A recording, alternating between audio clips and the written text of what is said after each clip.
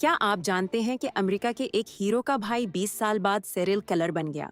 Steven Steiner ने 7 साल बाद अपने अगवाकार से फरार होकर एक और बच्चे की जान बचाई और पूरे अमेरिका का हीरो बन गया। टीवी फिल्में बने, लोगों की मोहब्बत मिली, लेकिन उसके बड़े भाई केरी के दिल में कुछ और ही चल रहा था। केरी को लगता था कि सब तौजा सिर्फ स्टीवन को मिल रही है। वो अंदर ही अंदर जलता रहा।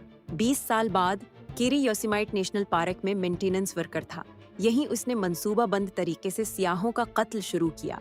तहकीकात से पता चला कि कीरी बचपन से ही कत्ल की मंसूबाबंदी करता था। इसे लगता था कि इसकी अहमियत स्टीवन के शिकार होने की वजह से खत्म हो गई।